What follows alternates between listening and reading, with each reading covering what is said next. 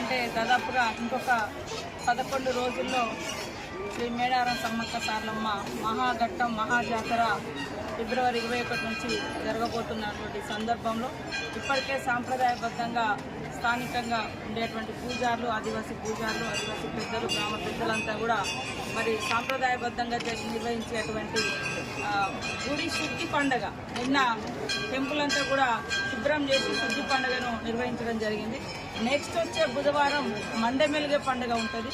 ఆ తర్వాత వచ్చేటువంటి బుధవారం నుంచి మహాఘట్టము మరి మహాజాతర ప్రజలందరూ ముఖ్యంగా సమ్మక్క సారలమ్మ భక్తులు ఎదురు చూసేటువంటి మహాజాతర బుధవారం అంటే ఫిబ్రవరి 21వ తారీఖు నుంచి 24 వరకు జరుగుతున్న ఈ సందర్భంగా ఇక్కడటువంటి పూజారులు కానీ అదేవిధంగా అధికార యంత్రాంగం కానీ మరి ఇక్కడటువంటి అన్ని రకాల అధికారులు అందుబాటులో ఉండి ఎప్పటికప్పుడు వచ్చిపోయేటువంటి భక్తుల యొక్క సౌకర్యార్థం ఏర్పాట్లను కూడా సమీక్షిస్తూ ఉన్నారు. కలెక్టర్ గారు, ఎస్పీ గారు, పిఓ గారు, అదేవిధంగా ఎండోమెంటు, అడిషనల్ కలెక్టరు, ఇతర పోలీస్ అధికారులు. నిజంగా గతంలో ఇంత రష్ ఇంత ముందు నుంచి ఎప్పుడు కూడా మనం చూసి ఉండలేము.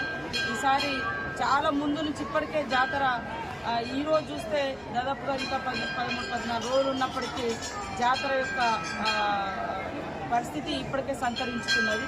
ట్రాఫిక్ అంటే అన్నీ కూడా సులభంగా అయ్యే విధంగా పోలీస్ యంత్రాంగం కూడా ఎప్పటికప్పుడు మానిటరింగ్ చేస్తున్నటువంటి పరిస్థితి, ఎక్కడ కూడా ఇబ్బందులు లేకుండా.